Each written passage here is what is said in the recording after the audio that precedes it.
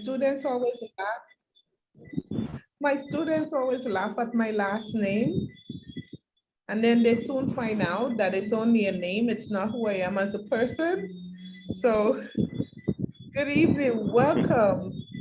I wish I could give you guys some of the sand and the sea that I'm enjoying.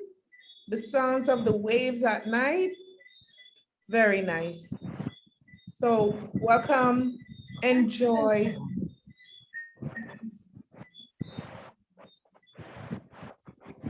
Oh, I'm sorry. I'm Eric. And hopefully today we'll have a great conversation about our topic today. I'm looking forward to hearing everybody's opinion, and let's get started.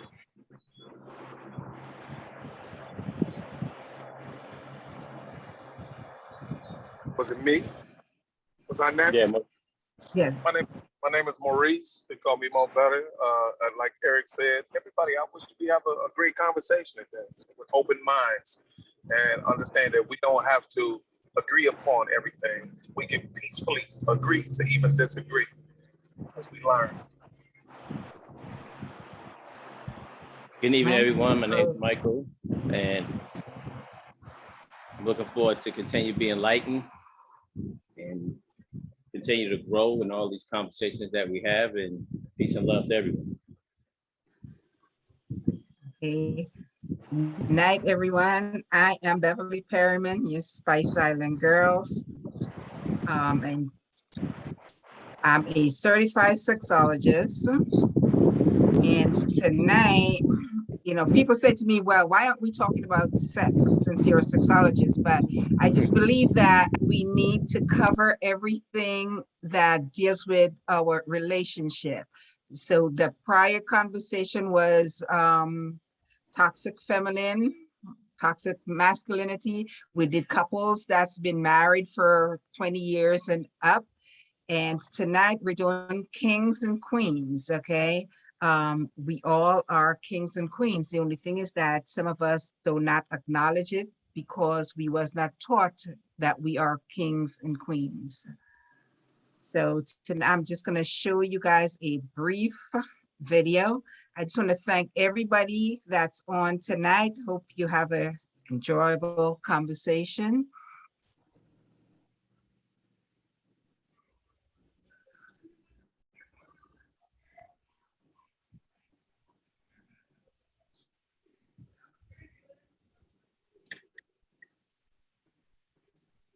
Never commit to potential alone. Queens never commit to potential alone. See, a woman that lacks queen consciousness will marry potential. Can I submit to you that potential is not enough to marry? Can I submit to you that potential alone is not enough to marry? You got to have more than potential, because potential without corresponding character is as good as no potential. There are a whole lot of men that have potential, but do they have the character to manifest that potential? And more importantly, do they have the character to maximize that potential? When a woman lacks queen consciousness, she will commit and submit herself to a man that has nothing but potential, but no character to manifest that potential. And so she ends up bitter and angry and disappointed because the man that had all of the potential manifested none of it. And so what she thought she had, she did not have, because potential alone is nothing. A man can have potential, but it is not the same thing. Potential is not the same thing as a man being fruitful. I'd rather see a man that's producing. I want to see what a man is producing, and see if a queen will look at what a man is producing, and if he's presently producing, then she can determine where his character is. But if a man has $1 million potential, but he's not really manifested any of it, versus a man that's producing $100,000, where do you think the greater value is? Is the greater value in the man that has the potential to make $1 million, or is the greater value in the man that is presently making the 100 and has been making the 100K for the last 10 years? Queens will never marry a man with just potential, especially, now watch this, I have to make certain that I bring balance here, especially if he's a man of a certain age. If he 35, still talking about, you know, where he going, and he hadn't progressed the first mile of the way. He 40 years old, still talking about what he gonna do, and he's done none of it yet? Oh no. Now, if he's 21 years old, y'all coming up together, y'all in college together, y'all dreaming together, and you know, the queen has analyzed his character, and you know he's on his grind, he hustling to do his thing, well, then y'all grow together. But when a man start getting up past 30 and he ain't got nothing to show for it, you've been here 30 years and you ain't got nothing to show for it, but you got potential. Because last time I checked, potential don't keep these lights on. Lee, does potential pay the light bill? Potential don't pay the light bill. It's cold outside. It's freezing outside. Lee, does potential keep the heater rolling? No, potential don't do none of that. You got to have a man that is a producer.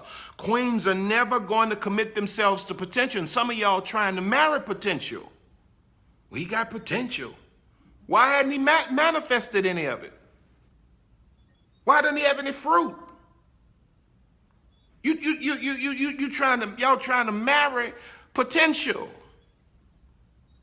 Yeah, you bringing all the fruit to the table. He bringing potential.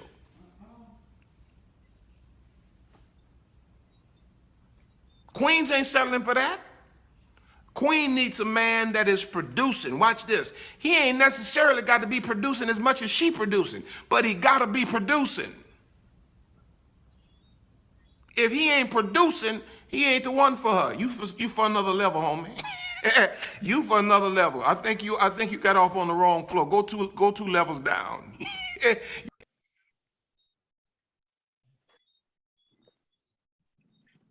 Well, That's very interesting. And I agree with that. Beverly, you remember the show that I did called Active Potential? So he's saying the same thing that I'm saying. It's like your potential has to be active. What is my purpose in dealing with you if all you keep saying is when I get? See, I will be doing this, but I'm going to. This would happen if this wasn't happening. So you showing me right now that any obstacle, why would I get in a relationship with you if you can't get over small hurdles and obstacles?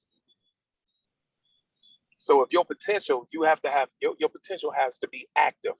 Even with a man, like he said, you don't have to be making as much as she does. But the demonstration behind that was this. Okay, he doesn't have a job yet. She likes him. She sees the potential in him and what they can do. When he comes home, does he have has he sent in resumes?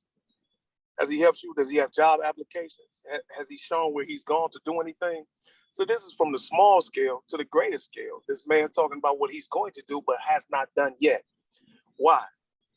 There's a difference between excuses and reasons. Reasons are real and can be backed up. Excuses are just like that man that talks about a hurdle. I will be doing this if. I will be doing this, but. When you take the hurdles away from this person, what are they doing on themselves alone? What are they doing themselves?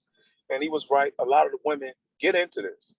A lot of women get into the guy with potential. He looks like, I believe that we can. And even though he does not begin to produce, we get caught up in the, like you spending so much time with somebody that now you have invested interest. You're emotionally caught up. You're sexually caught up. But the potential has not manifested into action to pay a bill. so let me ask you, so is he a king? Is a potential man a king? No, he's not. No.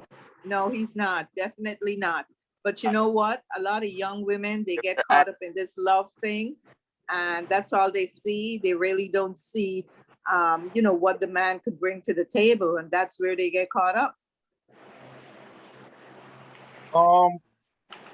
We started off this conversation too fast, and we should kind of backtrack a little bit, because like anytime we have a conversation, we need to build like a foundation for what, or we need to define certain things, right? Because now watching the video, it doesn't really define what a king should be or even what a queen should be. He's talking about more so about the levels of like a relationship between two individuals. So I think like we need to backtrack a little bit and try to actually give a definition to what in our society, because like in our society right now, we throw around the words, oh, I'm a king, I'm a queen, I'm raising a prince or a princess, but we need to define what these things actually look like. Thank you. And I think we need to kind of backtrack and then get into the video after we backtrack of what our definition of a king in our society looks like compared to what a queen in our society looks like. And understand that when we talk about king and queen, we're not talking about monarchies ruling an entire nation. We're talking about our specific households and how we should conduct ourselves. So I think we need to kind of backtrack and define each before we move forward. Sounds good. I like that. Thank you. So what is the example of a king? Let's hear that from our men. What's your example of a king? Leader. Or your definition? Leadership. To be a leader. To have leadership qualities. And I think it also goes back to what the guy in the video was talking about. It also breaks down character, because character matters. And I think in our society nowadays, like people overlook characters or characteristics. It's like you have to have integrity. You have to have some sort of honor. You have to have some type of truth. You have to have some sort of foundation where you're about something, if that makes sense. Yeah, so you can't just say you're a king, but the things that you do don't really exhibit you being a king. Well, his character makes you, defines who you are. Yeah. When I think about, I can only speak about being a queen. And when I think about a queen, I think about a woman that's not necessarily dressed down in, you know, in the nails, in the hair. Not that there's anything wrong with that, but a woman who knows that her children needs her and she has to take care of her family. She's a matriarch of her home and she has a moral compass. I think for a lot of us, we lack moral compass. We don't know where we are morally. And a lot of our decisions are made based on that. So when I think about a queen, I think about seeing like my grandmother in her home, poor, as they say, as a roach, but as classy as ever in the way she took care of her family, how she helped my grandpa provide for us. So that's what I think about. Well, that's true. But the thing is, who teaches us to be queens?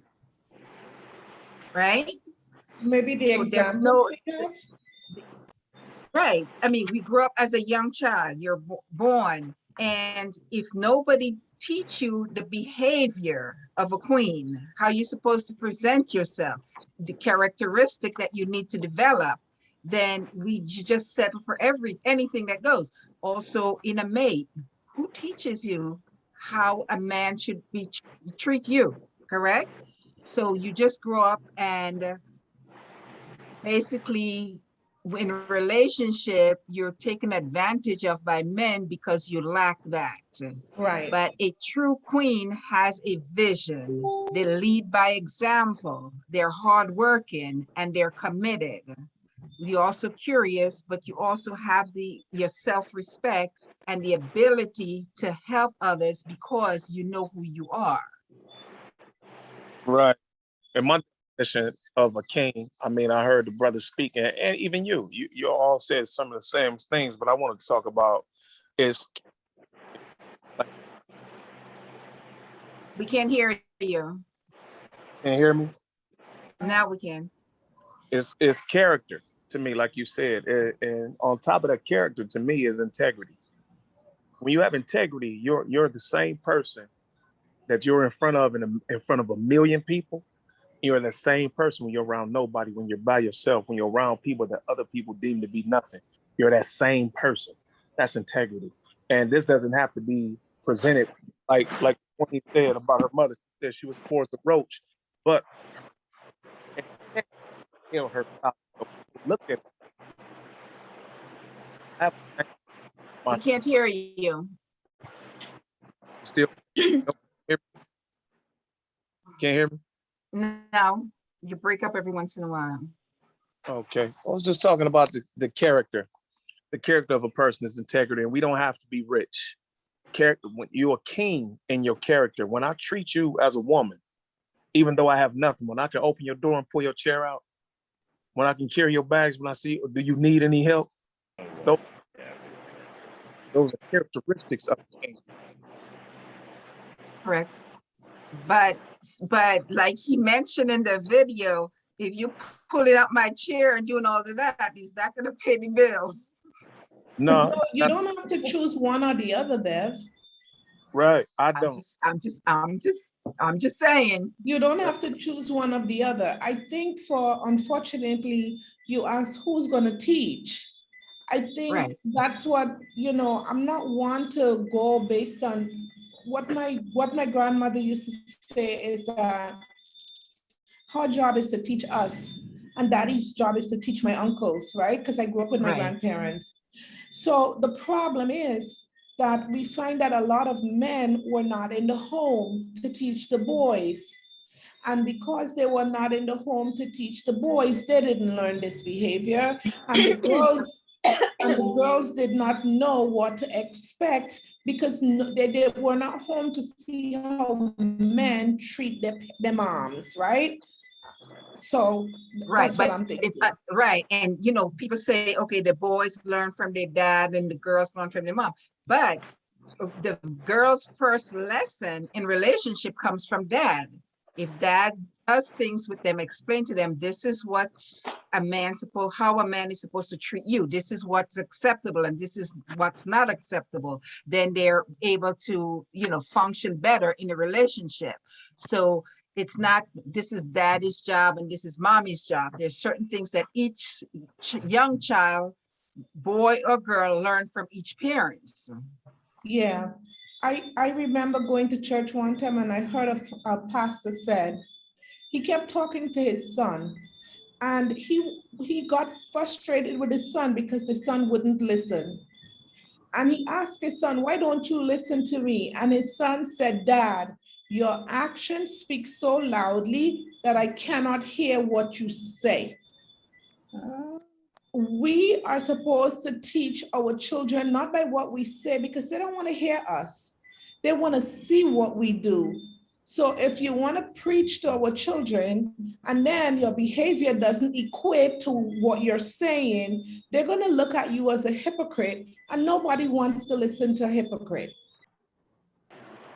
So Well, can I? Oh no, go ahead, Mike. Go ahead, Mike. all right, so we need balance. And it's unfortunate that there are a lot of males that are missing in the lives of these young boys and girls.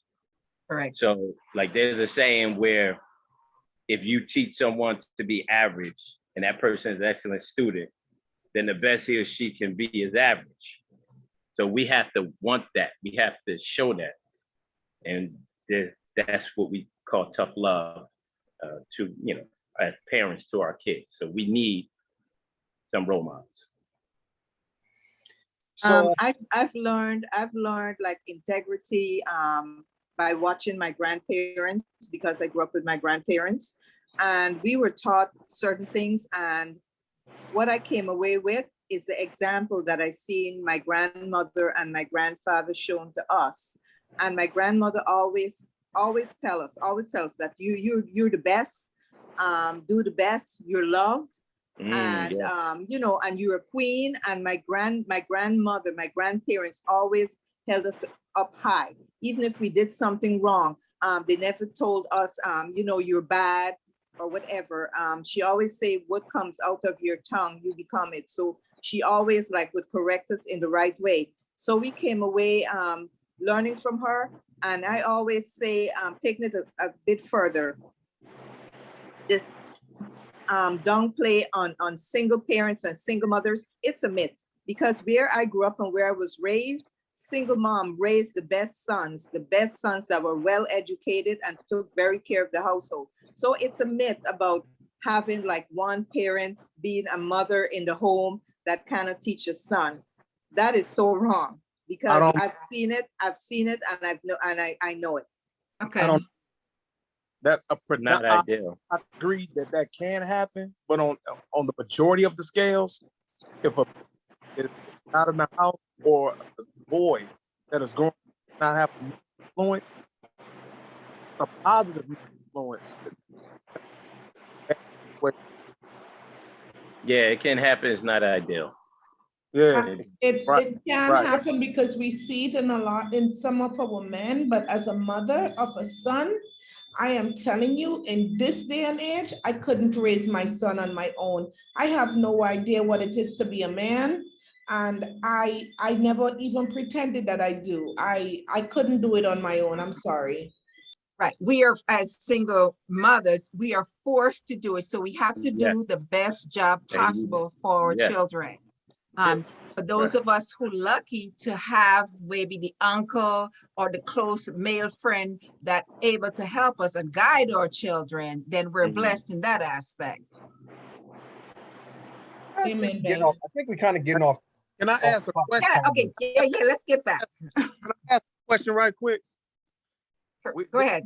Kingship and queenship.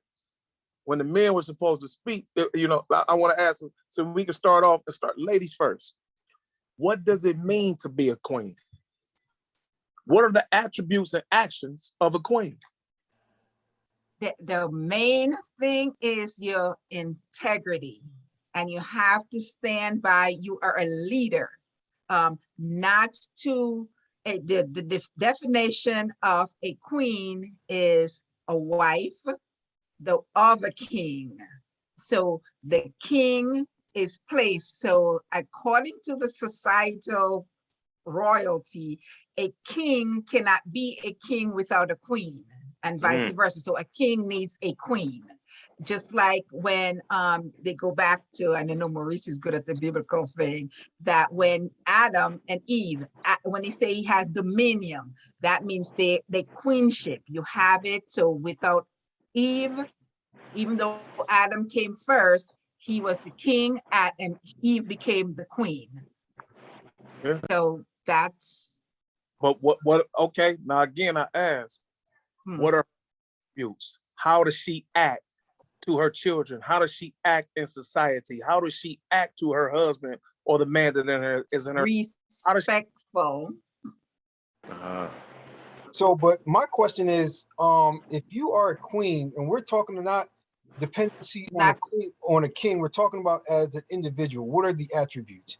She respects herself. She embraces change. She has integrity, and kind of reference to Maya Angelou, phenomenal woman. She does not have to speak loud or shout, but she understands, and I shouldn't say a place in life because people are going to interpret that incorrectly, but she knows who she are and she knows her position as a wife, as a mother, as a daughter. She knows how to carry herself in a certain manner. She dresses in a certain manner. She also demands respect. So when you can walk in, and I think it's referred as the queen and the common woman. So if a queen and a common woman enters a room, the men in the room may all whistle at the common woman. There's something about that queen, the way she entered that room, that they're not going to do that to her, but she's going to question herself. we both walk in, but you're getting the attention and I'm not. That's because I'm respected because they see my position and I didn't have to say a word. That's true. Assume your position. That's true. Okay, Susan, I think you have your hand up. Yeah, I think Spice kind of tapped on it when she mentioned it's an unspoken energy. I feel like I am a queen, but it before I felt like I was cocky and I wasn't cocky. It was just I would take the attention, or the room would just lighten up and people would come correct. Like I'll see people talking, disrespecting another woman, but they would never ever bring that energy to me. And then I don't know you, and it's just not something I feel like I wanted to say two things. I feel like the queendom starts as a great child, a daughter, a good friend, someone that looks at her community and sees a certain thing. And then as you're growing up, you start to look around and see your community and you see your friends, and then you start to mend your friends a certain way. Then it's how you command respect without saying anything. And that is the part of the integrity, because that's a vibe that speaks before you open your mouth. So yeah, that's it. I love that. I love that. Yes. Thank you for that. All the time. Know your value and demand it. Not by being cocky, not by being conceited, but by who you are. Okay, so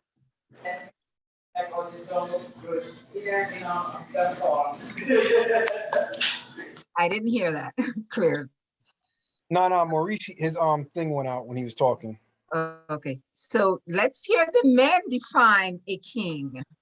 So a king is kind of basically the opposite of a queen, because it's how you carry yourself. And like Maurice said, it's like also like when you're in a predicament, it's how you handle that predicament. Because like, say for example, you walk into a room full of people, because I don't know if everybody's familiar with this idea of like an alpha male. Sure. So a king, in my opinion, is like an alpha male. It's like you're always steadfast on who you are, and you don't change based on the crowd that you're with. Because I see like so many guys when they're in, depending on the room of individuals, where like their whole personality changes. But if you are a king and you are an alpha male, how you conduct yourself is always going to be consistent. And like Susan was saying, is even as being a man, when you walk into a room, like everybody's whole mindset is now looking at you like, wow, there's something different about this person, even though this person not really talking. So it's how this person presents up. This person walks, with the shoulders straight. They walk with a presence to them. And then also getting back to what was said earlier, it's also the characteristics that's also behind that individual. So it's also, how you want to uplift people instead of trying to break people down and destroy them. So as being a king, is your responsibility to also uplift other people, because being a king is also mean that you're a leader. The same way as being a queen, you're also a leader. So you have to also learn how to build people up and support people and bring people up to a different level, where some people aren't willing to be at that level, but once they're in your presence, it's like, wow, I want to be like this person. This person is influential. This person is inspiring.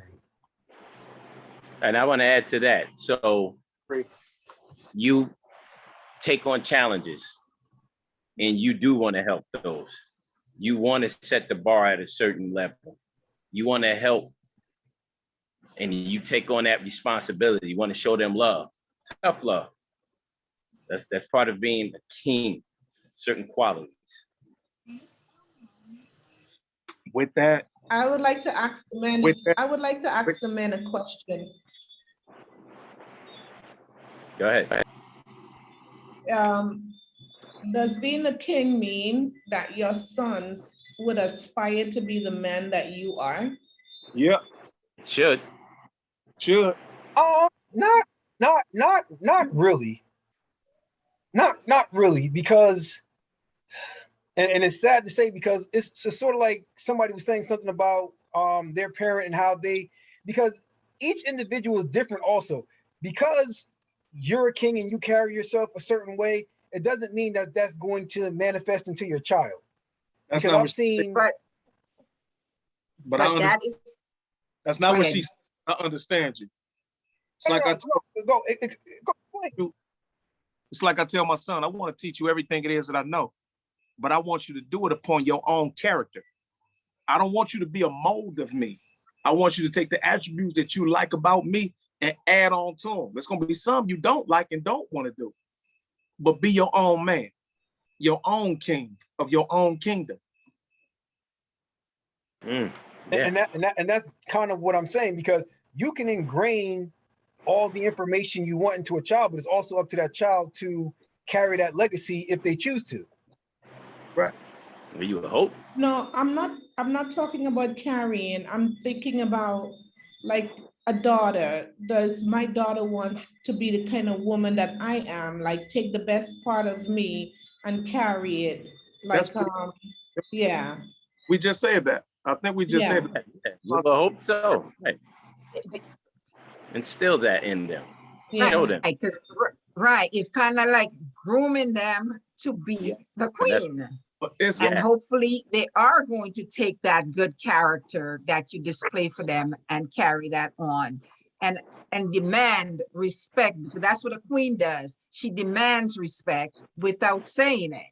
Just her presence, you know, this is a queen. I don't say certain things to her. I don't act a certain way in her company.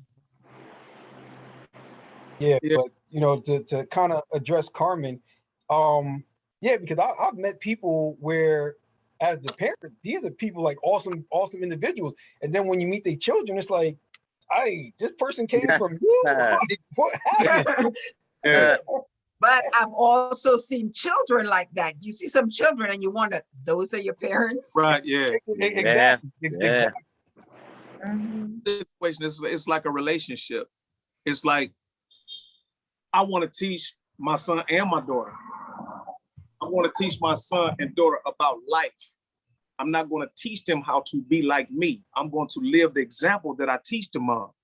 And hopefully it will compel them to say, I want to be like my dad. That's something I'll never force them to say. That's something that they have to want. Man, I love the way you do this, Dad. I love you, Mom. You know what I'm saying? How your daughters call you Mom. They love the way that you do certain things. It's, to me, it should be a compelling force. It shouldn't be something that I'm going to make you do or drive into you to be like me. That's like Eric, like what Eric said. So I guess we can now get to the video and try to now make that connection with the video, because now that we have like a base of what we believe the behaviors or the attributes of a king and queen are. And can I start real quick? Because like the question that he said was that something about potential.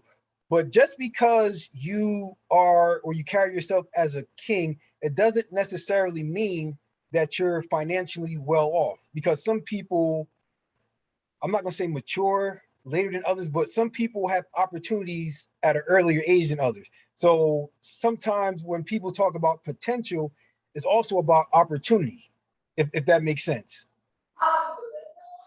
On that. It does. We all like, It does. okay, all right. I agree and disagree. And like you mentioned, if I met a man right now and he was 40, he was 50 years old, and he's still telling me I have potential. You have no potential for me. Like he said, you drop them. They serve you absolutely no purpose. At 50 years old, if you didn't accomplish something, 9 out of 10 times you won't. You'll still be living in that potential. Yeah, but that necessarily mean, so I guess I'm not articulating what I mean by this, right? Yeah, so please do. Because we're talking about the attributes of an individual, right? And what makes them a king or a queen, right? So you not having a job or at a certain level that your mate thinks you are, did that necessarily take away from your kingdomship, meaning male or female? As a man, No, Yes. no, because I'm saying, hold on, wait, let me finish my thought. Because we just got finished talking about the attribute. So say he has all the integrity in the world, he's not willing to fold. He has honor, he has dignity, he has pride, he has all these different things. It's just that when it comes to like financial stability, he just don't have it. So that does that take Like, away from it? is that gonna, is all of those things, but also a king is able to take care of his wife, his woman. Is his potential able to do that? See, the thing, well, I look at you and I'm agreeing with both of y'all in the middle here. The thing is, where is he financially? Is he just not making as much as you? Can he still provide for you and assist you? Or is there nothing at all? See, obsolete potential, you know what I'm saying, is I have potential. He look good, he dressed good, he talk good, but nothing is manifesting. That's not kingship. That's Now, the thing. for situation, No, it's not. okay, I don't make as much as she does because guess what? I had some hardships, and there's something like myself. I have it's hard for a lot of people, some people to deal with me, you know what I'm saying, due to my history, due to my past. But so I'm not where I can be. So that's different from somebody that has potential and just not manifesting anything, opposed to somebody that got $1 million ideas and here it is, here's the paperwork, here's the blueprints, here's the flash drives, and associating in certain people. That's different. Yeah, right. We're right. The thing is, he's doing something. He doesn't have to make as much money as I do, but he has to be bringing something. He has to be able to pay the bills. If I'm carrying all the load, you are not kingship, nor do you deserve to be. You're not. So let's kind of like give a different Dollars scenario. and cents. So say for example, you have these two individuals, they have children, right? So because the wife makes, let's say, $150,000 a year, he doesn't make that much. So now the agreement is, okay, well, because you are now the breadwinner, let me now stay home and let me take care of the children. Let me do all the necessary things in order to make the household better, even though I'm not contributing from a financial standpoint, but I can enhance it by doing other things. House husband. I guess if you want, yeah. Give me 3. Kingship is off. I cannot even fathom doing that. I cannot fathom staying at home and then take care of the house and the. No. I can't do that. I can't do it. Not king quality. Okay. No. I've been presented with multiple times and turned it down. Like, no, I can't do that. But to ask the question, is that still being a king because he's still taking care of the household? No, technically? no. No. Okay. See, So I'm gonna go out and I might lay Step off that throne. I might build a garage and if I come home before her, I'm going to pick the kids up and bring them home. I'm helping them with their homework. You know what I'm saying? I'm cooking dinner, or at least have it prepared to help her with it when she get in. I can't stay home, do nothing. That's not no level of man kingship that I was with the man and was considered to.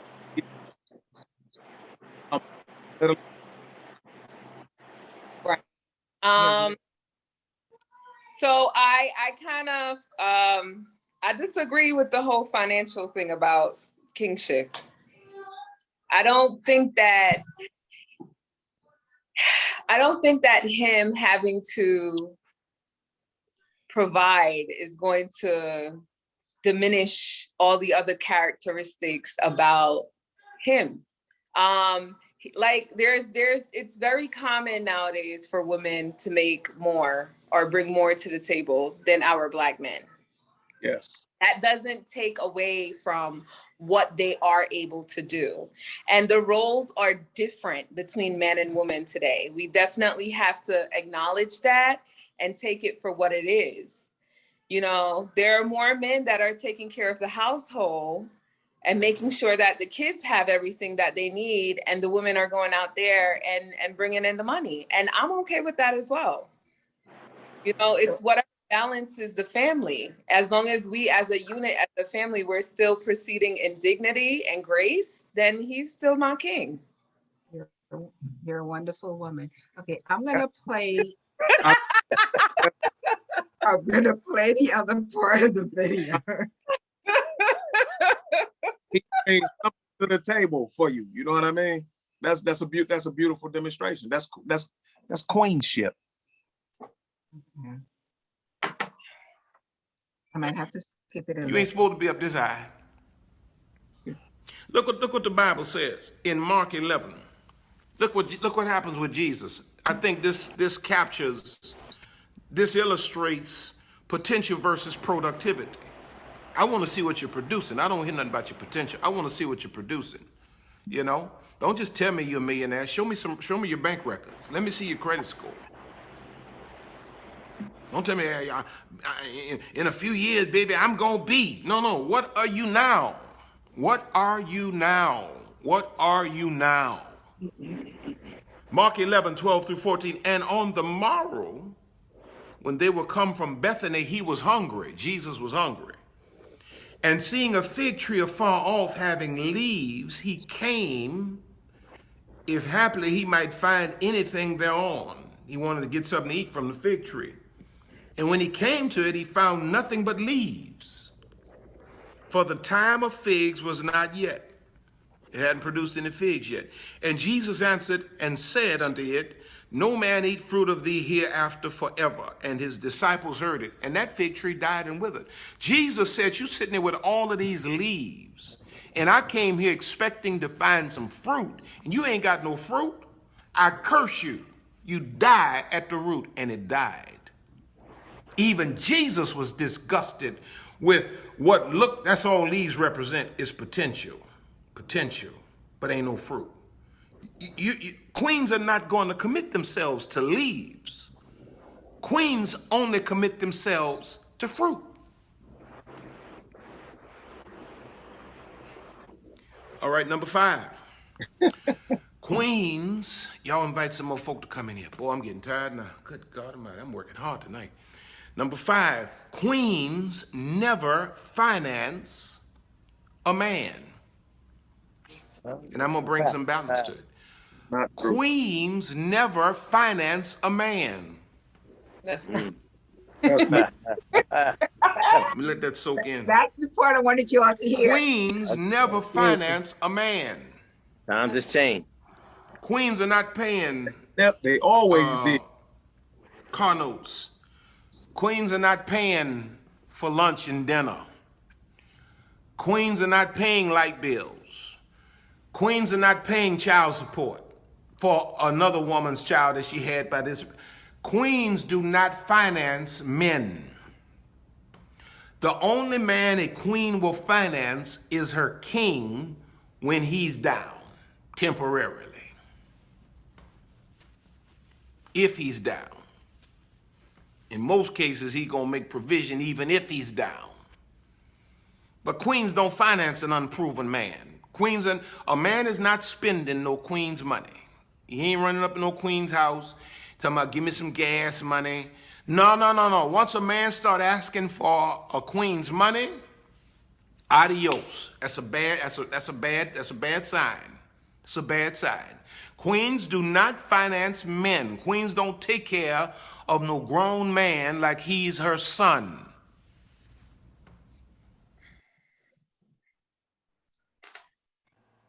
I guess this video is outdated.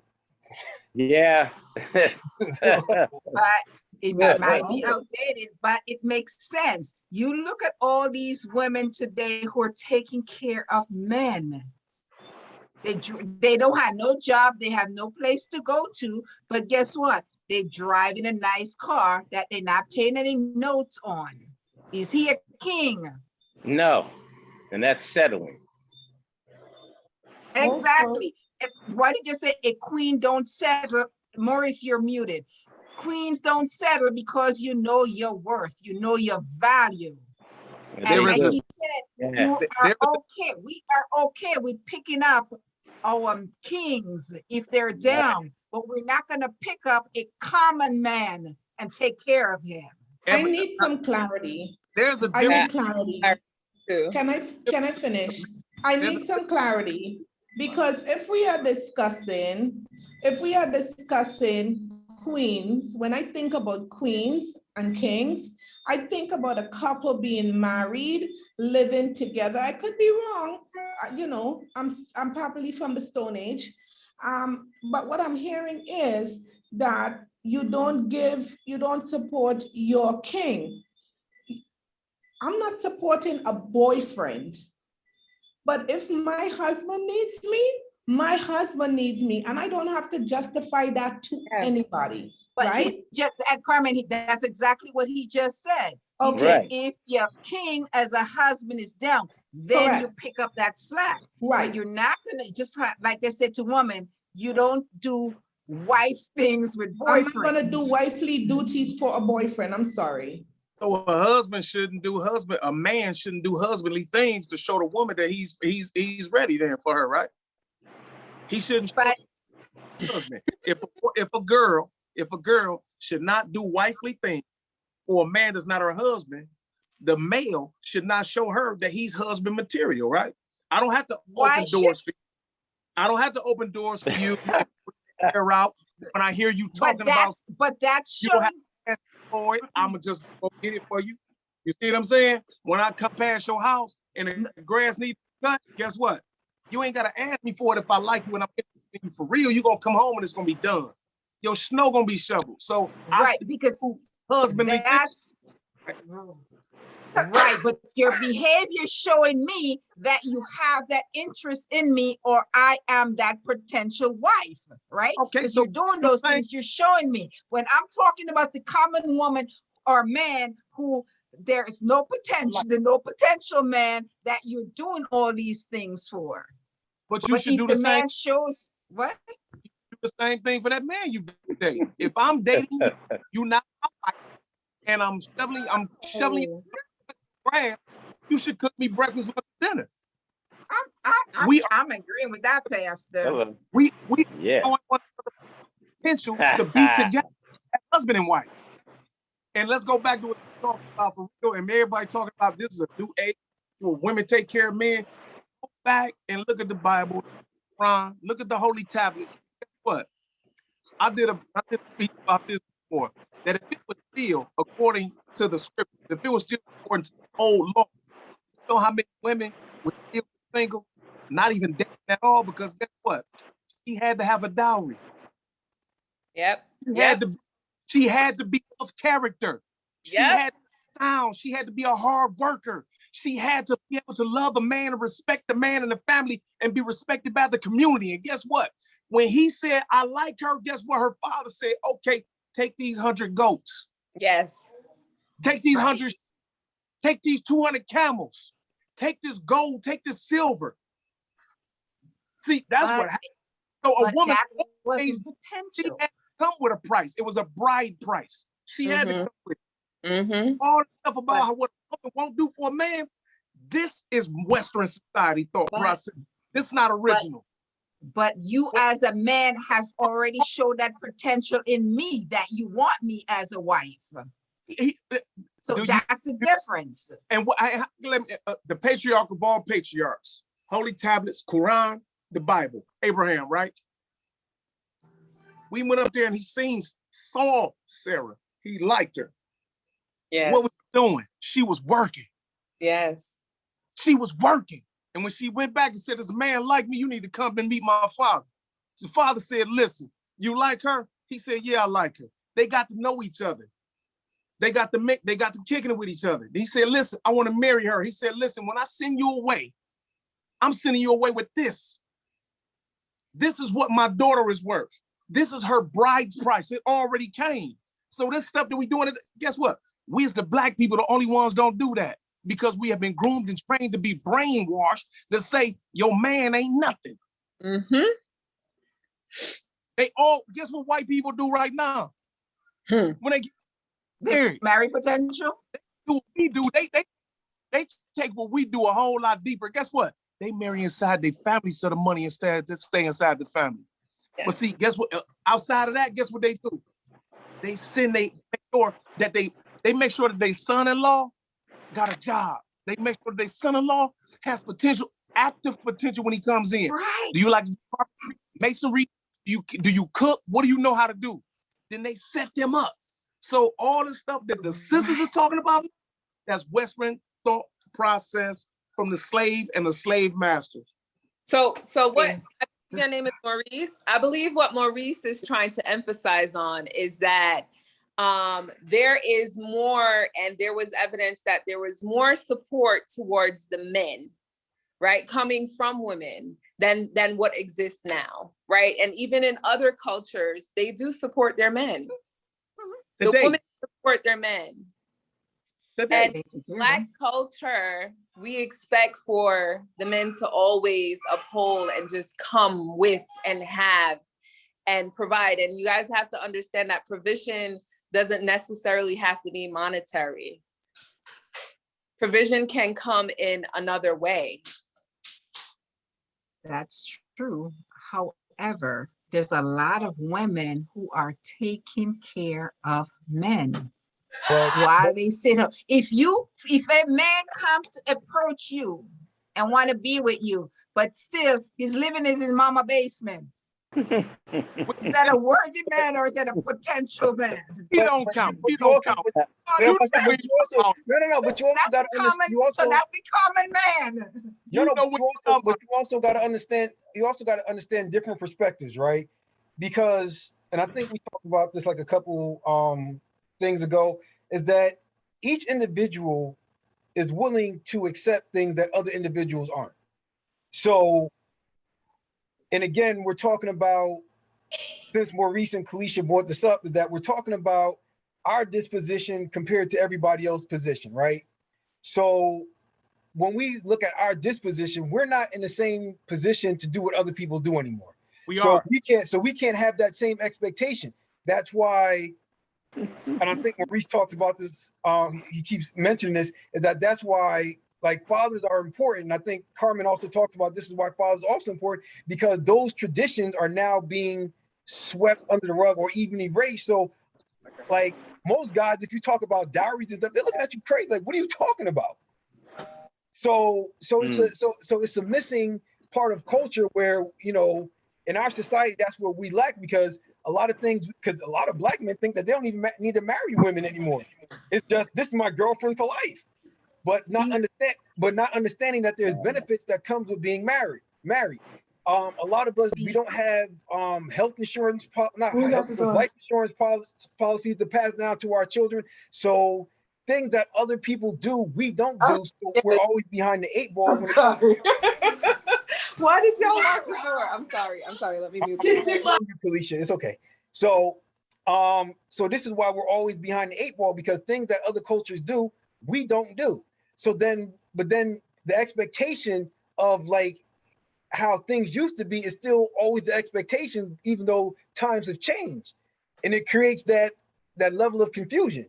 Because even as we're having this conversation about, because we're now just focusing specifically on men, but we're also not talking about women right now. And what are the roles and responsibilities of women? Because now in our society, is women are just so happy to just have children without being married also.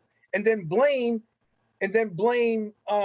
men for not being there, even though the expectation was never to grow. So we got to look at it from both perspectives instead of just looking at it from like the male perspective. It's also the female, because if the females have low expectations, then the male is going to have low expectations. So one or the other have to raise their expectations in order to get things right. Okay. I don't see how. So it's not some, if you're not groomed to have your value, then you don't know it. I don't agree with so that. That's hard. That's hard to say. That's not always true. And I'll use myself as an example. What father figure did I have growing up? What father in terms of like actual biological father? But as I got older, I figured some stuff out. So, you know, I've read books, I've done certain things. So just because something hasn't been passed down to me in terms of someone else's legacy, is like, okay, I'm now at the age where I can create my own legacy. I know what I'm looking for as an individual. So that's also part of that kingship or that queenship that we're talking about, is that when do you get that certain age where it's like, all right, I understand that I've been through some life traumas, but now I'm my own individual. I get to choose and I get to pick what I want for myself. And I have to, and I have to have a certain expectation for myself now. So right, and because you had that example, and as I said earlier, some have the brother, the nephew, the uncle, the close friend who are influenced as you are a child, and as you grow up, you're able to determine what direction you want to go. But at early age, you do have that influence. Whereas, of course, there's the ones who don't have it, so they are not. They don't have any direction. They have no sense of direction. One thing my mother did, like I didn't have like I didn't my brother was like older. My brother 10 years, brother, I never had a man. Your sound is going in and out.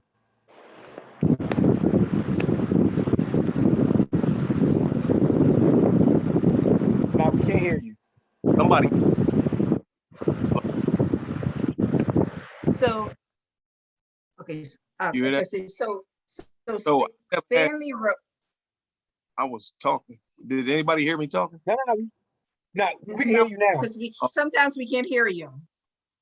Okay. My brother was 16 when I was born, but he was never a brother to me. So I didn't have that in my household.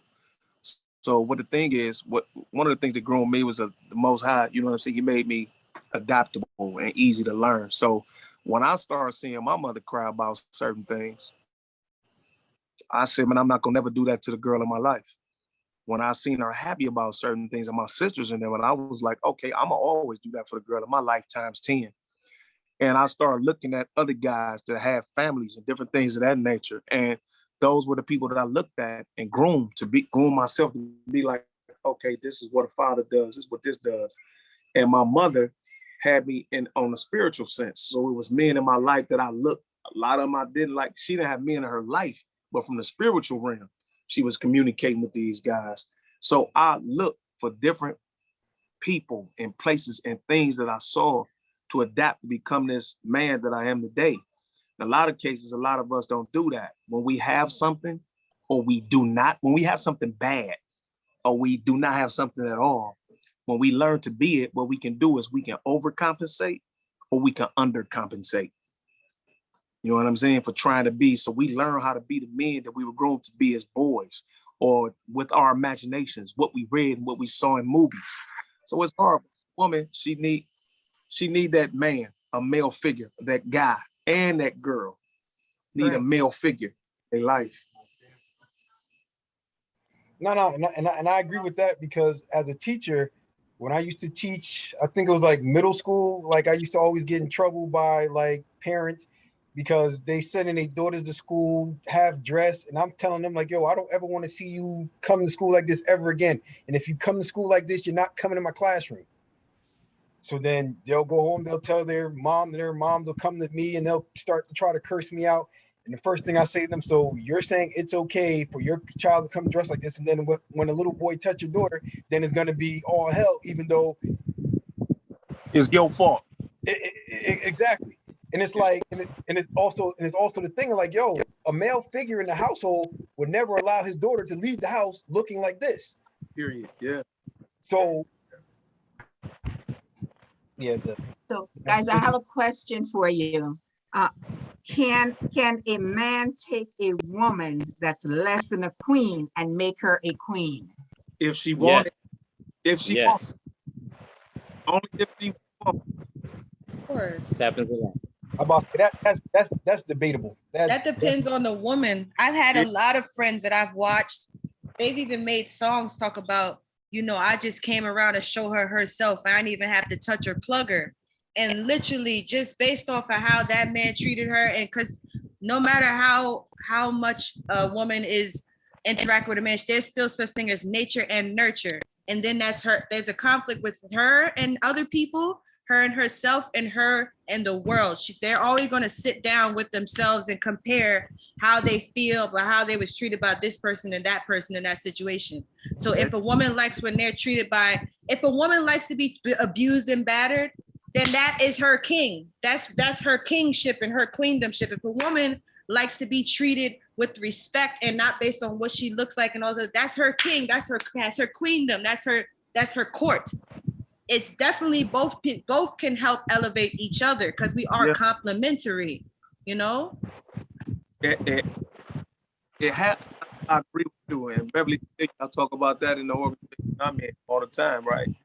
It has to be, but at the same, there's exceptions to, because guess what? Like you said, Queen, you can introduce something new, and that can be the next changing. Like your acting to nobody time, and it's the same thing with woman. You can look at a guy that owns potential, and you can be the one that actually sparks his potential to become active. Stanley Edwards says if she has a queen spirit, then go ahead. I'm sorry. to the questions, Stanley says that only if she already have a queen spirit that a king can make her a queen. We saying the So same. she does not. We saying I'm just reading. No, I'm reading the response here. So is every woman a queen, or is this something that is like a potential thing? Like my watermelon seed is going to sprout to a watermelon. It's not going to give me no apricot. Like I'm trying to grasp something here. You have, I think you have to want it. You know what I'm saying? Or it can be presented to you. So like, you know, I'm projects. I'm born one of the worst. The time I was born was in one of the worst projects in the United States. But my mother showed me something different. And as we traveled to go to different places, and she sent me with my uncles to different states and different cities, I saw something different, and I wanted it. So what I was attached to something. Somebody showed me something different. And I believe that's the same thing can be down here. I believe that all, for the most part, can have king and queen potentials. But there is the part of, do we want it? And is it ever presented to us? Is something else ever presented to us? Because some of us live in environments that we were placed in by society. Some of us are born in that situation, and some of our parents never allow us to get out of that situation because they don't have any better or don't know any better. Don't know any better. Will the situation be presented? Like I like in the book I wrote, and I tell people some of our environments were placed upon us by the society that labels us criminal, that label us nigger, that label us all these bad names. They place us in those environments and make everything around us bad. So some of us as children, we come up under our parents' tutelage and we never get to go anywhere. But once we get shown something else, we might like it or love it. But we have to be, some of us, the spark is on its own as we get older, and some of us need that spark. To answer your question, Susan, I think it's like what you said. If you're into planting and gardening, it's certain seeds that as much as you put all the effort into it, as much as you can, they still just don't germinate and they don't sprout.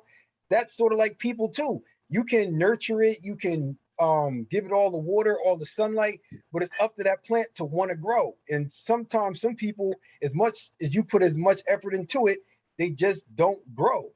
Yeah. And and it's not a disrespect to you by putting your energy into that person. It's just like at some point, it's just like, I've done all I can for that individual. It's now time to go and move on, because wrong fertilization.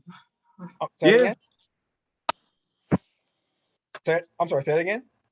I said the fertilizer was wrong. No, the people just don't want to. Some people just cool with where they are. Exactly, and it's not disrespectful, or it's not insulting. It's just like it is what it is. Because I've met so many people in my life where I try to expose them to different things. They're just not with it. So what's the saying is that you can bring a horse to water, but you can't make him drink it. So that's the case for like a lot of people in life. So everybody has potential, but it's about, are you going to live up to that potential? Because everybody has a role in life. It's just some people are going to be the builders, some people are just going to be existing, and some people are the destroyers. And it's up to individuals to decide which of the three that they're going to be. Some people so are okay. So So back to the king and queenship thing. Shouldn't they be groomed for that position at a younger age in order for them to develop that as they get older?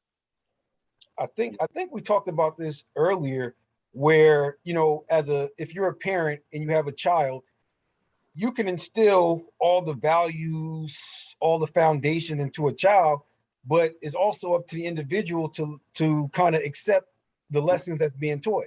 So sometimes, using the same analogy, is you can keep watering the seed, but it's up to the seed to want to grow.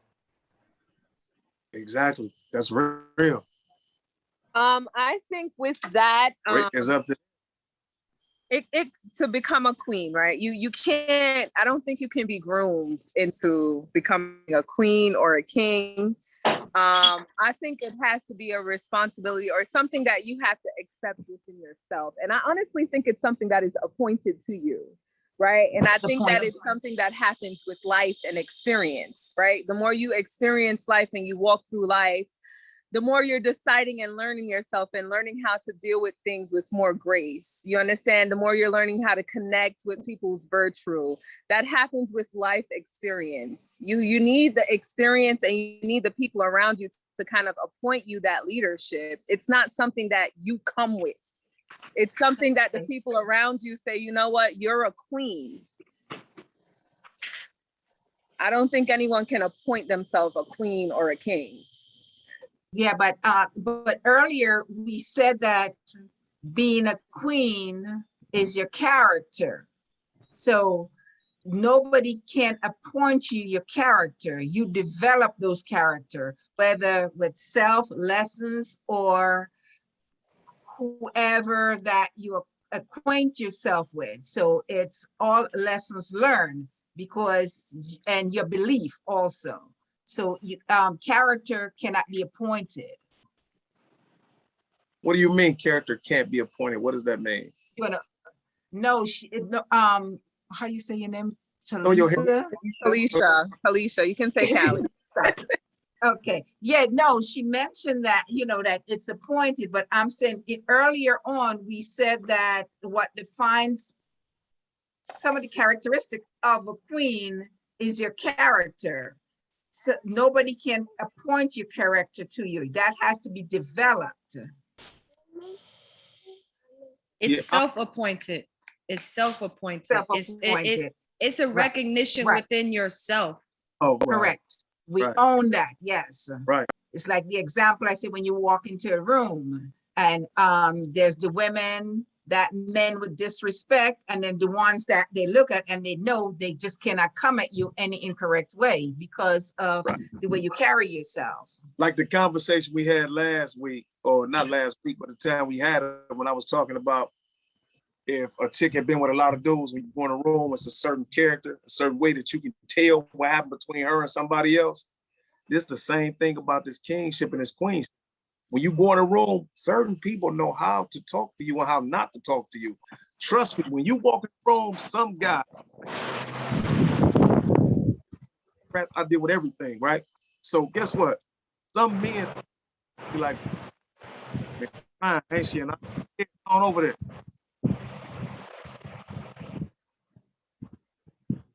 You're breaking up. That's what I can hear it. Can you hear me now? Yeah, we can hear you. I was saying, like, think about that. I'm sitting next to him like that.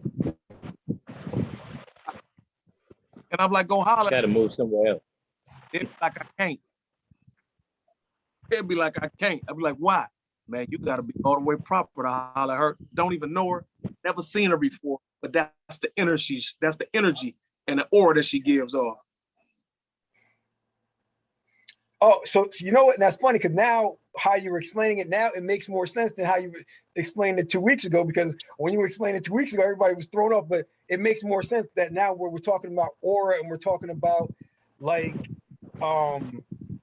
the ambiance of what the energy that somebody gives off. So that it makes more sense now. So yeah, because again, if you walk into a room with somebody, And based on how they articulate things and how they walk and how they maneuver within that crowd, you can know like that person is different from everybody else because they're going to stand out.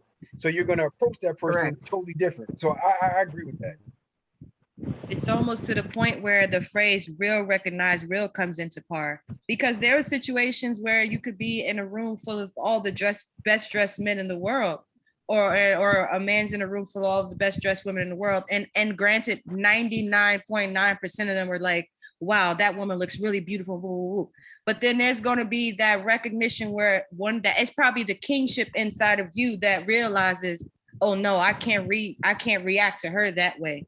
That even thinking like that shows that you have a kingship inside of you. And if a woman goes and then she's like, you know, her friends is like, oh my God, girl, look at, he got all that money, he got the Jaguar, and then that woman's like, nah, it's something special about him. That's a king, that's a royalty recognizing royalty.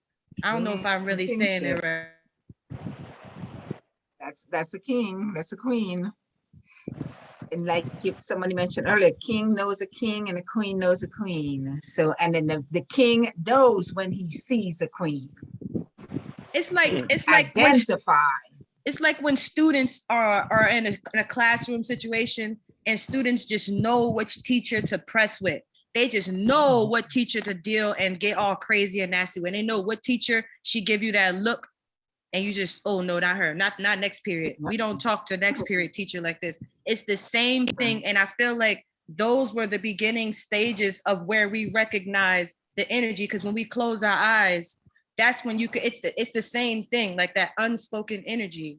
Like we're groomed as kids by how we treat our elders and the older people and the people of, I guess, power.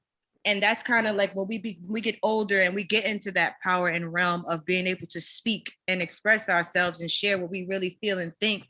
And based off of how we do it, that shows our court, where in the court we stand. Hey, it's funny because like it reminds me of Planet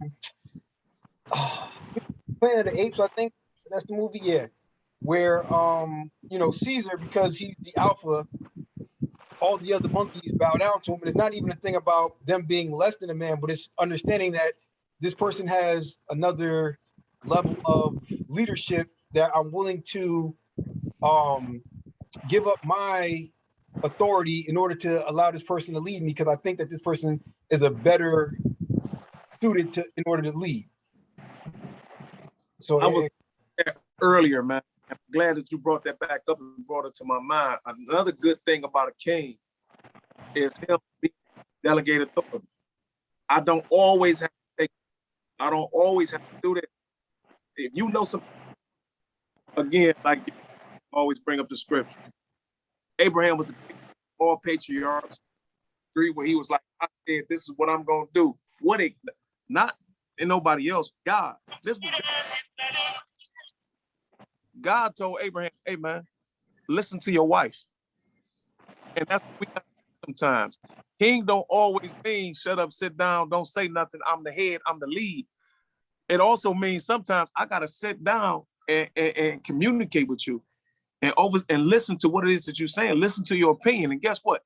If your opinion is better than mine, if your opinion is gonna work for the best of us, guess what? That's the opinion I'm gonna take. And I'm not gonna say I did it. I'm gonna say, look what my wife did. Look what my girl did. We got to learn how to do that. No, I agree with that, because that's when, you know, people who lack leadership skills and they try to pretend like they're leaders, where they always think that they're right and they always want to be in charge, but also understanding to be a king. Because it used to be, when I used to teach kindergarten, it used to be this book I used to read to students called the cooked bean or something of that nature, and it deals with an emperor that's about to pass on in life, and he understands that he's about to pass on in life. So what he does is he gives all the young men in the community a task, which is to grow some seeds. Knowing that he already cooked all the beans and knew that none of the seeds were going to grow, he wanted to see which young person had integrity. So he told all the people in the all the young people who were vying for the position that in a year's time that they're going to come back and he's going to see what they can grow, knowing that no one can grow anything because all the seeds were cooked. So everybody the next year came with all these different flowers, beautiful flowers. And the one kid is like, you know, he went to the king and he said, sorry, I couldn't grow the beans. I tried my best. I did everything in my power to grow it and I just couldn't. So in his mind that he was failing the king, but in the king's eye, he was really passing all the tests because he had integrity, where all the other children didn't have integrity. So these are the things, especially when you're a king, you understand that there's you have to be humble. You can't always think that you're right in every situation. You got to understand that you need to humble yourself in order to be a better, not just leader, but a better person. And most people in our society, they don't understand it. Everybody wants to be the person in charge, but most people who want to always be in charge, they lack the proper leadership skills. Integrity. Correct, correct, correct. Correct. Correct. So Carmen had a thing in there that Carmen says, so if you don't have the finance, does that not make you a king? Where's the question? It went somewhere. No, I asked that because the gentleman in the video said that, right? And I was thinking of that as like a two-edged sword, right? It depends on where a man is in his life, right? It could be, and I'm not talking about teenagers because we're grown folks here, right? So I'm thinking about a guy in his 40s or 50s or even 60s. Oftentimes, those are transitional periods for men and women. They're either coming out of a marriage, going into a second marriage, and maybe at the time when you meet that person, they don't have money financially because perhaps they have an ex-wife, they have children, and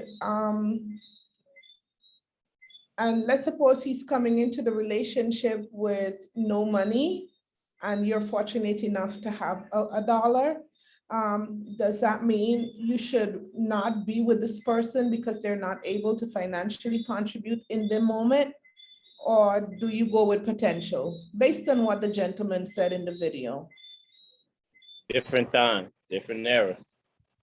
It's not the same. No, well, Here is the rules still apply though. We just try to change our stuff. The rules still the same. okay. We have 10 rules. You can put the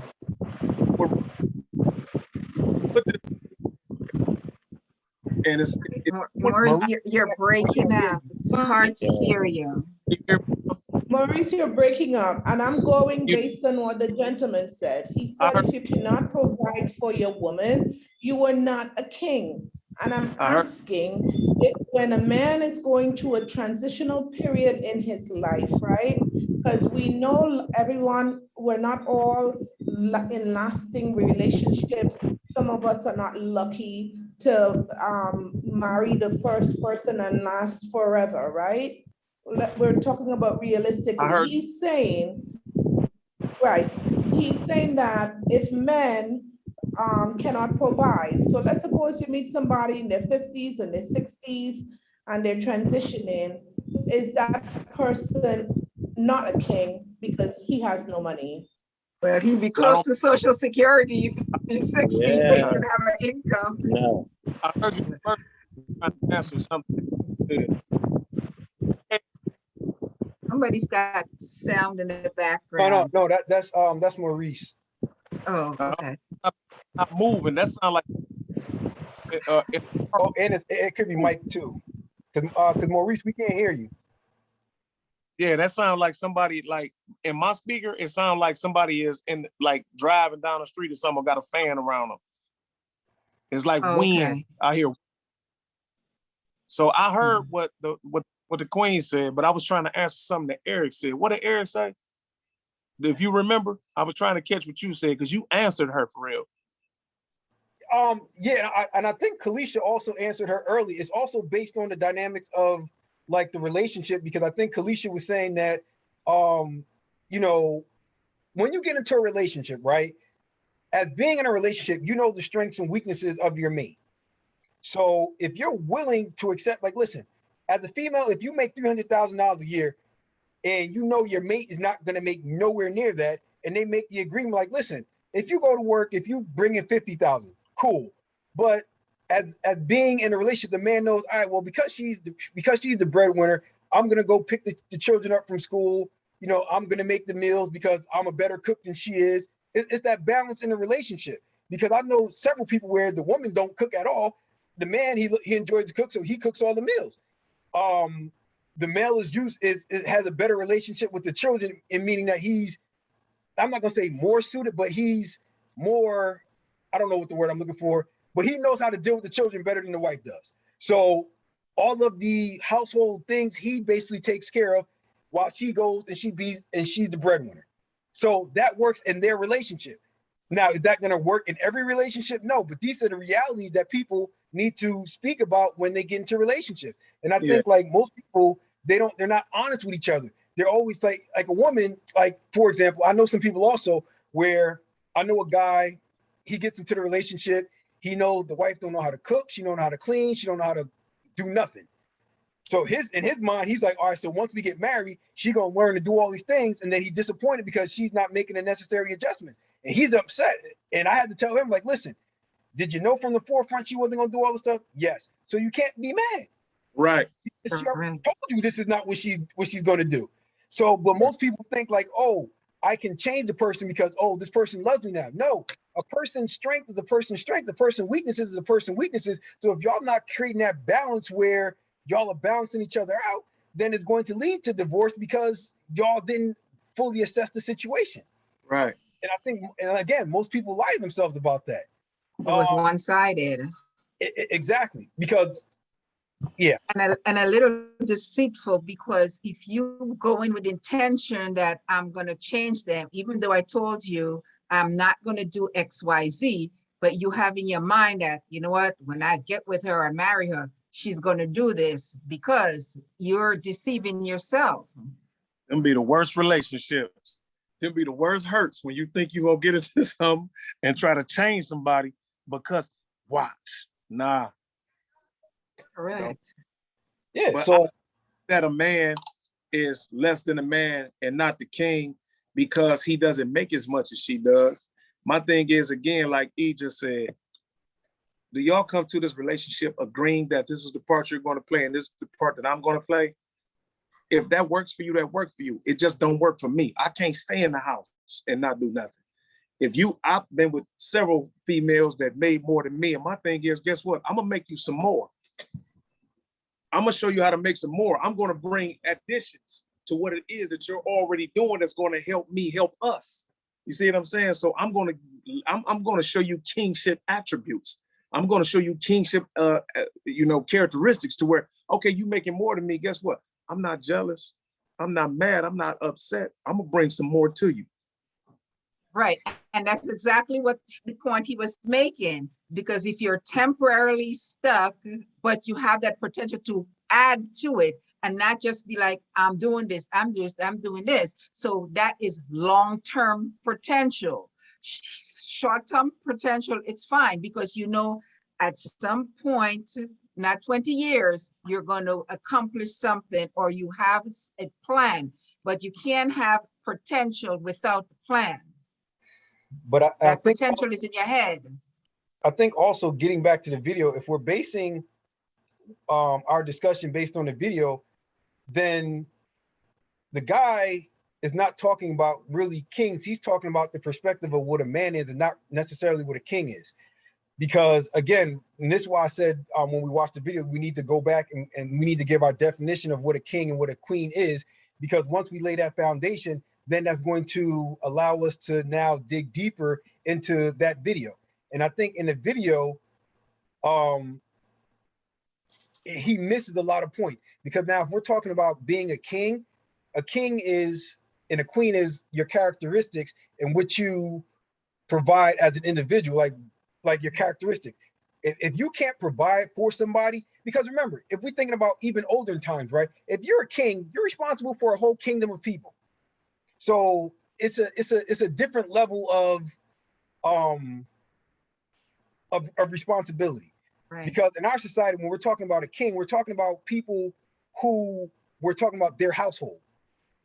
Right. Compared to a whole kingdom, if you have to managing multiple personalities.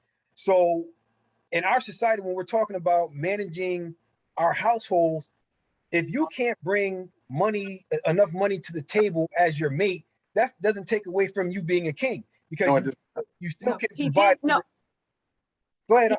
He did define. I just skipped to that particular part of it because it's a long video and I didn't want to show the whole thing, but he defined the whole thing, just specific things that I just wanted you guys to hear that he said. But this whole thing, kings and queenship, is from a relationship aspect, and not saying, okay, you rule many people, but even though we did mention some of the attributes of a king and queen, and the bottom line is your character and how you carry yourself, and not really based on a dollar, even though he used that, you notice the dollar amount he used, right? A lot of men is not going to make that type of money. I mean, especially in our society, correct? I mean, there are some that's above that pay raise and there's some that's there, but we're not basing it. We're saying at the end of the day, the man, your king, is supposed to be able to bring something to the table, whereas he's contributing to your well-being and not just going and pick up the kids and not just, being potential, but he has something that he's bring to the table. Like, you mean like financially? Finance, it counts. Yeah, but dude, shut this down though. He was like, Maurice, one second. Yeah. Suppose you're just dependent on my finance, right? And he never bring any finance to the table. What happens when mine disappears? Something happens to me. Then there's no, that kingship is not there. Yeah, it's not there. Right. No. Okay. It's not right? there. Well, yeah, see, now I want to add to that because it's basically part of it is making decisions and taking action. You got to create something and focus on it. Example for others to follow. That's what kingship quality, or to be a king, is about. Caring for others, helping them to win. Eric was talking about that as well. And also what a king does, or the quality of a leader, a queen, you risk failure in front of others. So that last part, as a king, you said king is a leader, so then he needs to be able to lead his home. That's true, because he'll take risk. We have to be some risk takers. A lot of us are too comfortable. I think Maurice or another lady was kind of saying that within reason too. Are you a risk taker? Keep playing it safe. And we got to go for it sometimes. What do you mean by risk takers? Meaning like you're going to make a decision and it's not, everybody don't quite agree. Let's say right here, we have an opinion, the way our lives, the way we see things, we grow up. Some of us have role models, the way we see it, and then we'll take on that challenge. So therefore, if some of these qualities of our current king start slipping, I got to move in. Maybe I'm talking about maybe an animal like a lion and so on. I'm just going to come in and take charge, and the others see me and they're going to follow. Take charge of what? So, if you're you gotta clarify that, Mike.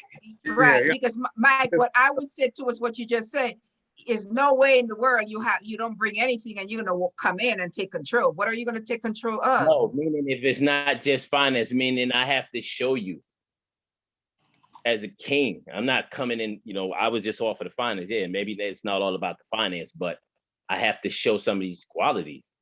A king don't always, everybody does, even the queen don't quite agree, but then she can say, well, maybe you can come at the group or our people or the kids.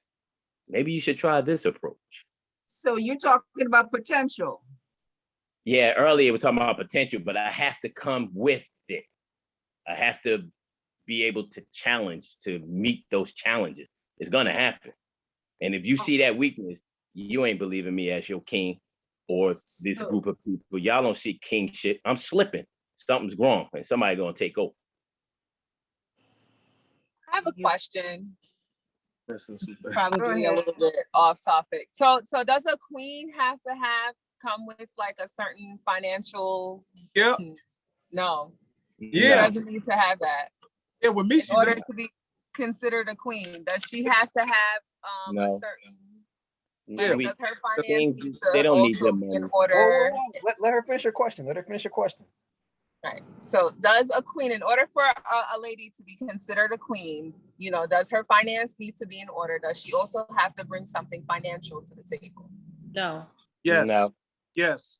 Guys don't care much Yes, about Eric, that. no. Y'all have all these No, different. Mike, I I need you disagree. to elaborate on why yes and why no. Yeah. This is what makes sex so obsolete to me right now, because sex, that ain't nothing. For real, like the handsome, my potential not going. Well, my gas bill is $300. I can't take you to the gas company and say, look at her, ain't she cold? Go ahead, take that my bill. So, Here go my car note. Here, okay, so, you fine?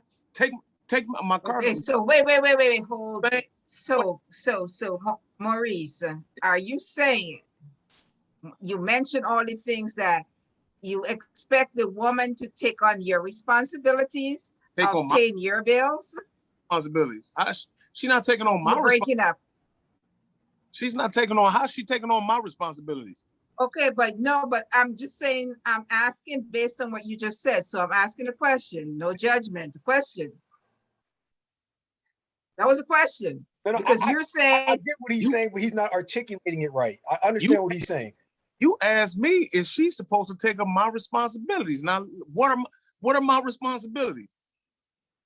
I don't know. I'm asking based on what you said. So I'm asking the question. You said if you need gas or if you need this. So I'm asking you, is that queen supposed to take care in that aspect? I didn't say she's supposed to take care of me. That was not the initial question. The initial question was, does the queen also need to come into a relationship financially stable or being able to bring some form of finances to the table? And I said, yes. I didn't say she had to pay my car note, my gas. But then you were mentioning all these things about your finances.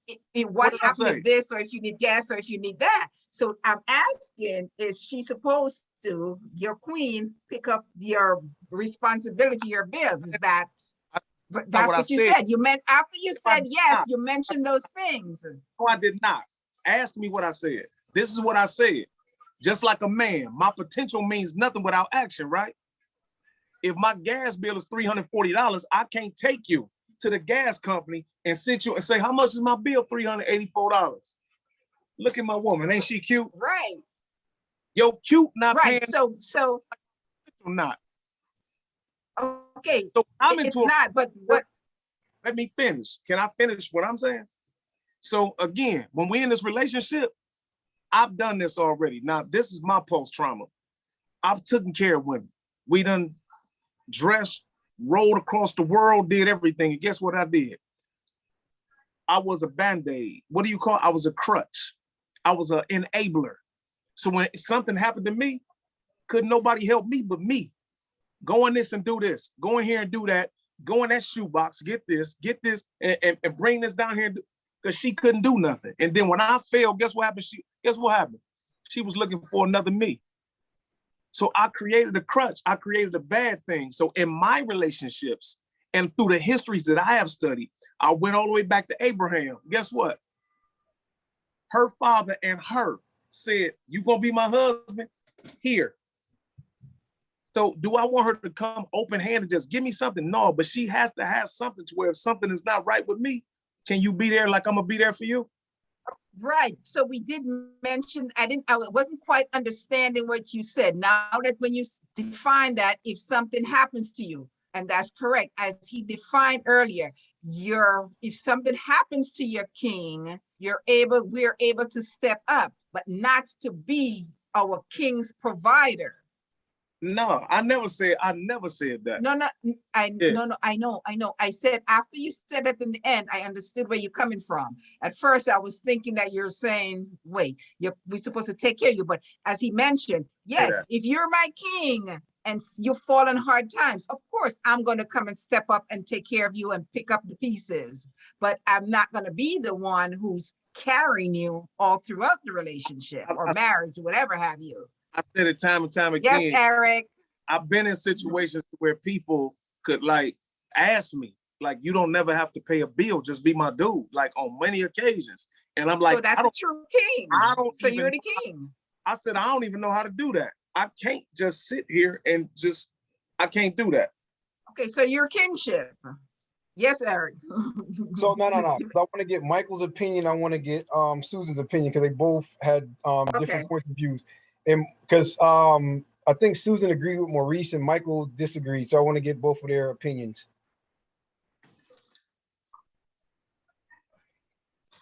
Michael or Susan? I'm sorry, we done moved around a lot. What exactly am I touching on again? Oh, because Kalisha made the comment about does a woman or does the queen have to bring something to the table financially? And I think Mike said no, and you said yes. I feel like I feel like I recant. I feel like I'm in the middle with that, because I'm also looking at a detached from the Western civilization. Like, if this was a fetch a pail of water, we out here building and stuff, then it's different. Like, I really don't like this topic, because I feel like things have been systematically placed where we're even having this discussion, and it's like we can't get to a pinpoint answer, because there's so many different ways to go about it. So I'm really just sitting here to learn right now. It really depends. Everything I did, and it can be backed up by all holy books. I don't care what your faith is. I'm gonna show you in your book, and that's what I abide by. That's what we about before when I said all the rules are the same. We just try to make them up on our own. That's why we get so messed up. We try to make our own rules. The reason why I asked that question, because there are many successful relationships where the woman does not provide anything financially to the union. She does not bring anything, but that doesn't take away from her being a queen. Her presence, her demeanor, what she brings, her grace, her value, her qualities, those are things that you can't pay for. Agreed.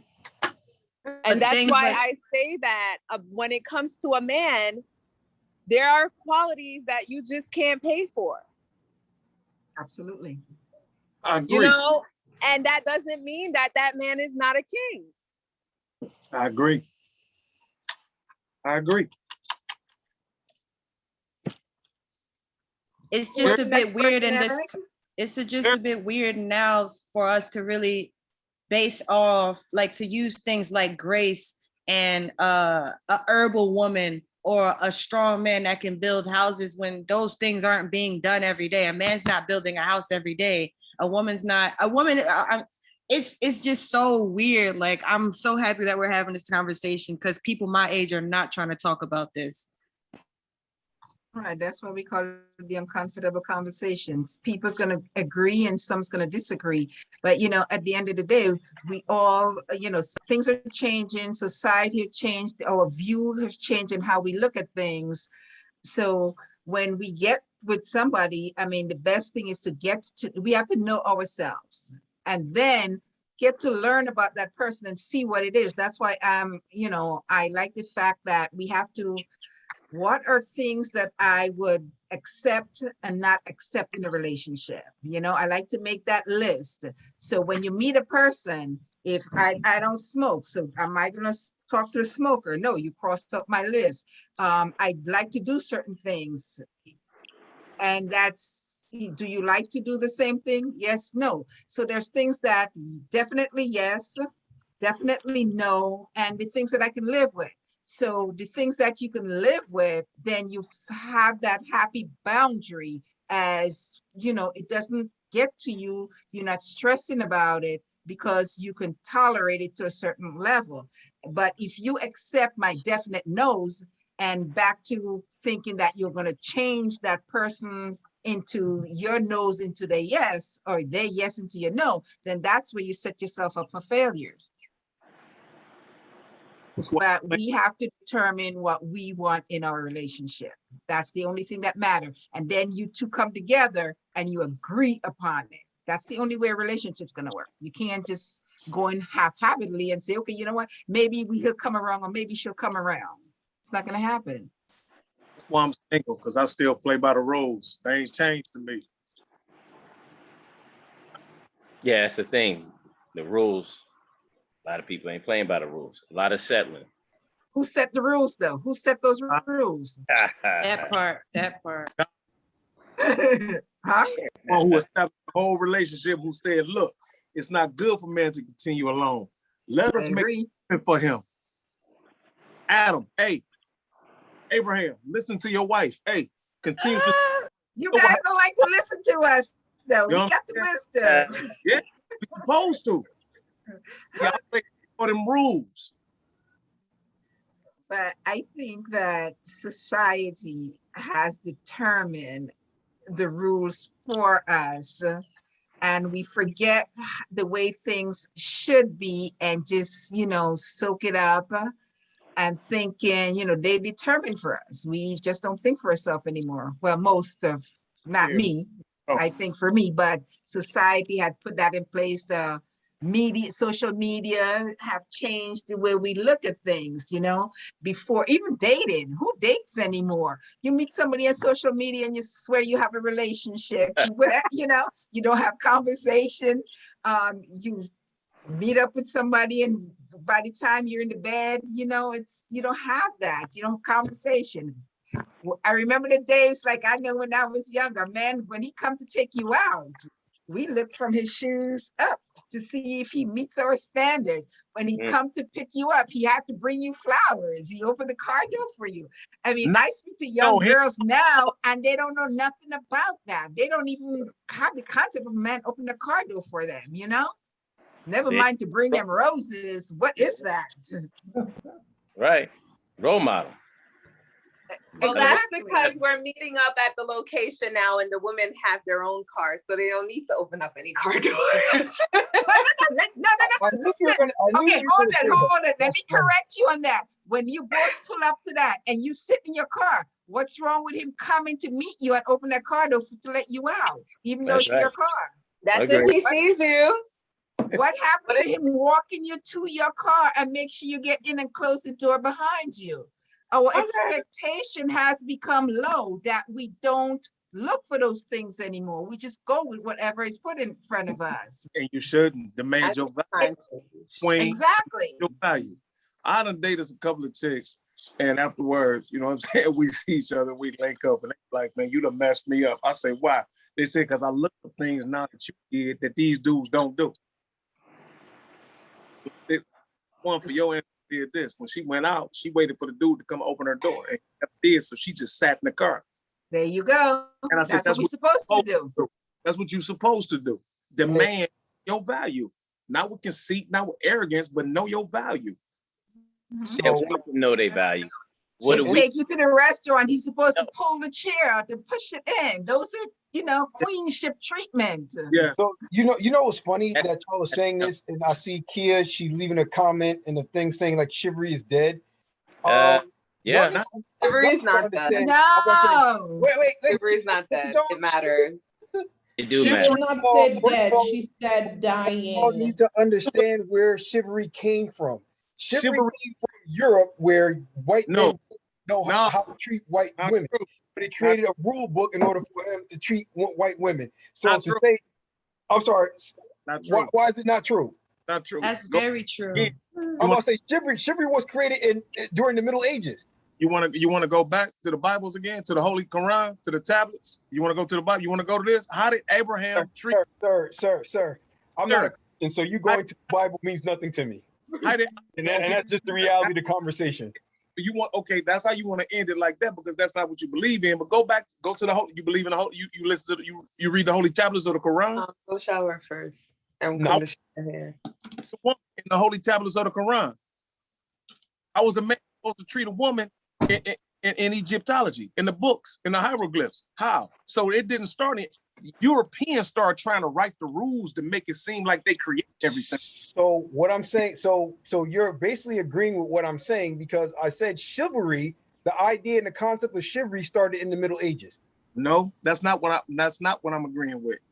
The book of them trying to say that they created it is what they did, but it existed way before then. This is way before Europe. Just like No, I'm agreeing with you, but what I'm saying is the reason why we talk about chivalry now is when it was created during the Middle Ages. And it was created during the Middle Ages, we're not talking about other people in the world, we're talking about Europeans, because Christianity's rise was the result of the Romans and them conquering different places in the world when they started to rise. So, and I'm agreeing with you, the book is a denomination of Egyptian theology.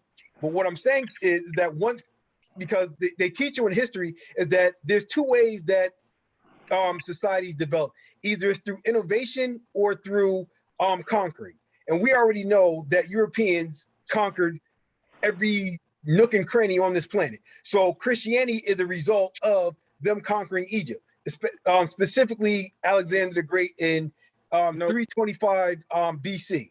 That's a different conversation, but no, it's not a different conversation. It's the same conversation, because what I'm saying is the idea of chivalry, because everybody's bringing up the idea of chivalry. Now, if you're saying a different conversation where it's like the idea of how to treat a man and how to treat a woman, that's a different conversation. But when the concept of chivalry is brought up, then we're talking specifically about Europeans.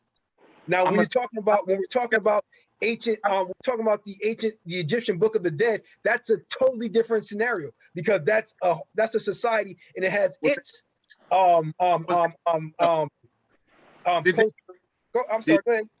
Did they teach chivalry? The Europeans only named it something else. That's all they did, but it already existed. It already existed. They named it chivalry and tried to create it like they created it and made it up.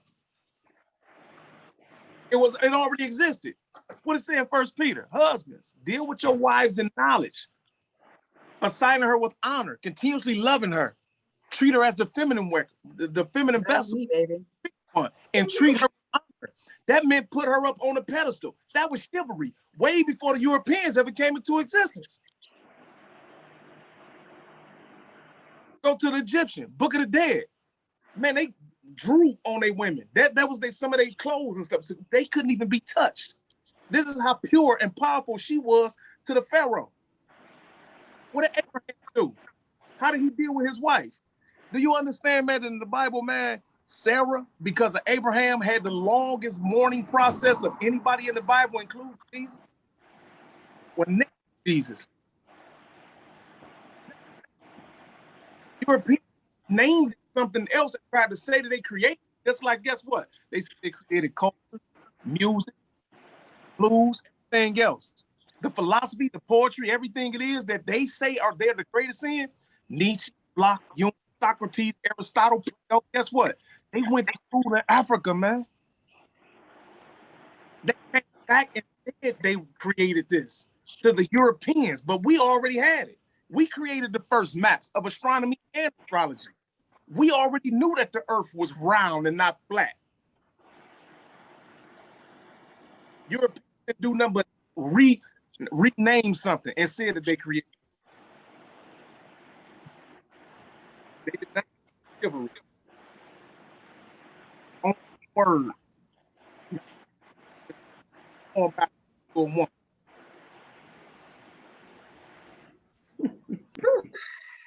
Okay. Perryman, you got anything to add? We are approaching 10 o'clock and I don't like to pass over 2 hours. Anybody have any final words to share? I can't wait till the next show.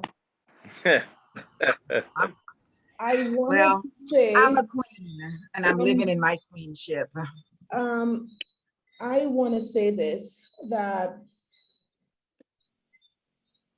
I learned something a long time ago as a teacher. I remember once when the chancellor came, the superintendent came to my school, and I was on the floor with a couple of my students, and my paraprofessional was standing in the room. And he asked the principal, "Who's the teacher?"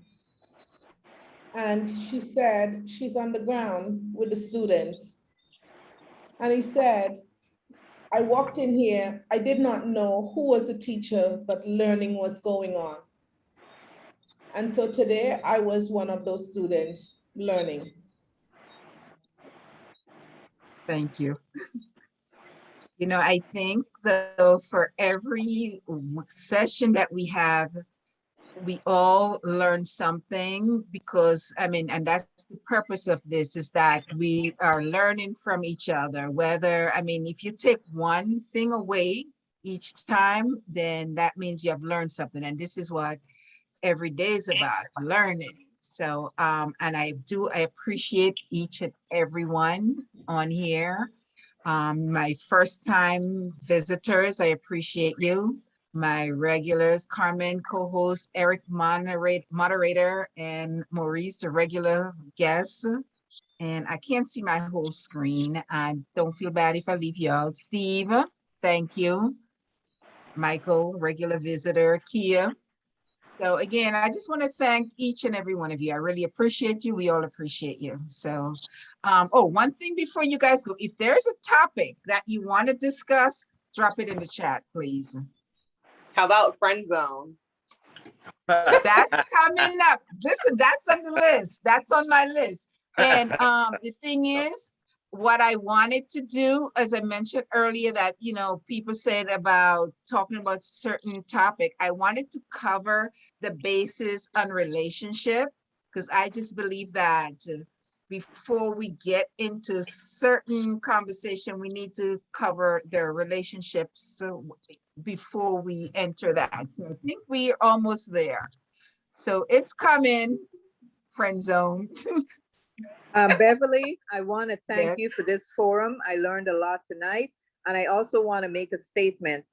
We cannot blame the men for everything, because the women are like independent these days, and they won't allow the men to open the doors, pull the chairs out, and show that, you know, kindness like back in the day. So, Right. you know, men, you cannot blame the men, you know, these days. You know, women, they're very independent.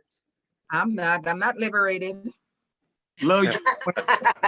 Responsibility. Thank you. Open my door, pull my chair out, bring me roses, and then you'll rip the reward later. Okay. All right, guys, thank you very much. We appreciate you. See you in 2 night. weeks. Like I said, if you have the topic, just drop it in the chat. Thank you. Good night. Thanks, Take- everyone. Good night. Thank you. Okay. Love Night, you all. everyone. Right.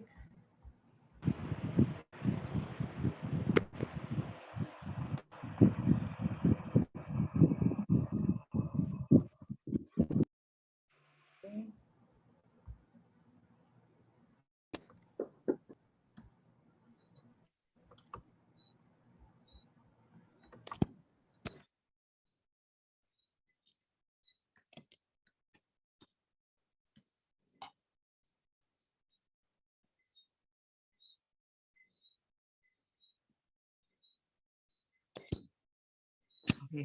We have Carmen.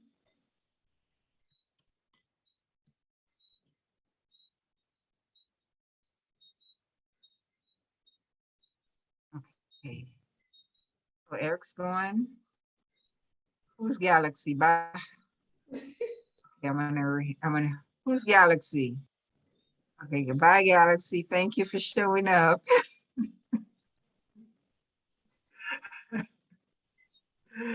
Ah.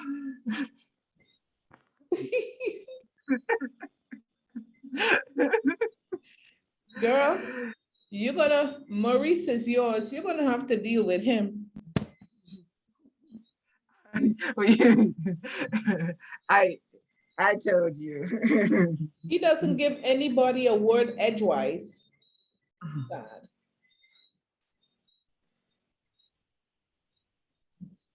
Was very nice.